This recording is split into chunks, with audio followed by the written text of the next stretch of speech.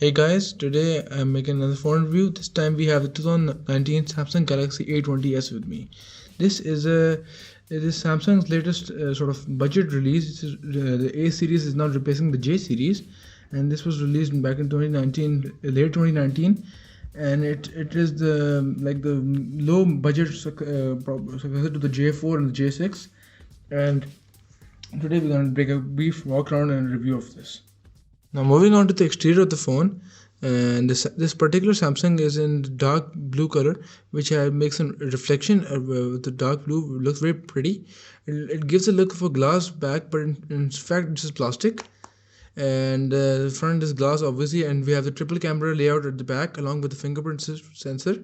And at the bottom we have the this is Type C, and we have headphone jack along with it, along the speakers. While there's a front camera up ahead in the front. This is in the teardrop notch style. So now let's move on to the display of the phone.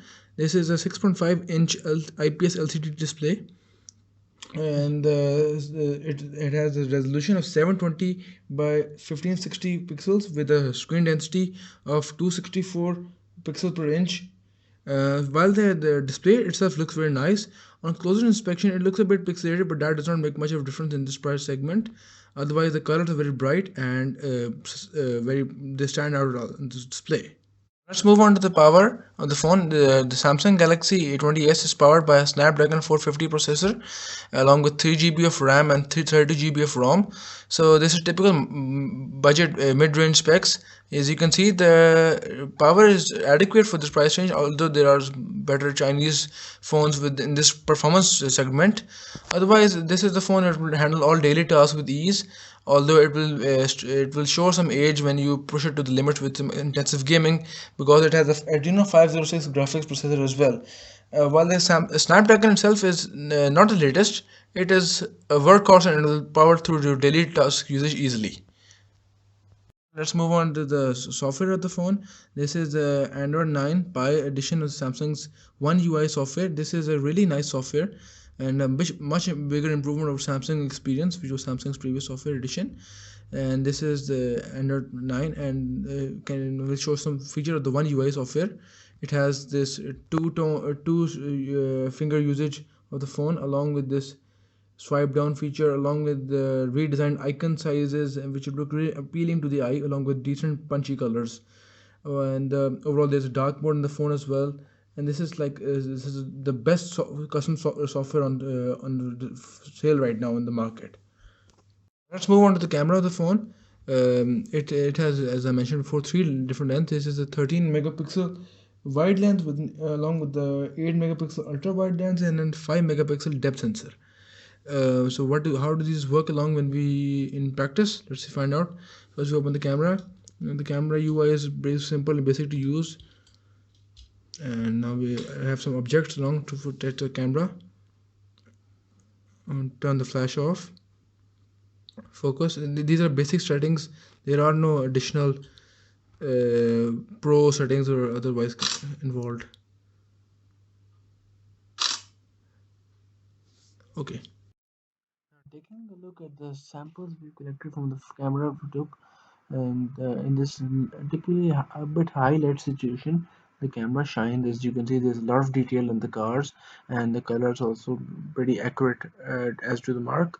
As you can see, a lot of detail on the plane and the cars, as well as the light paint is being reflected properly. There's no noise, and photo looks pretty good. While in the second photo we took with a different angle, there's the same results. The plane details are not missing at all. This photo was taken a little less light, and as you can see, the camera's limitations are exposed.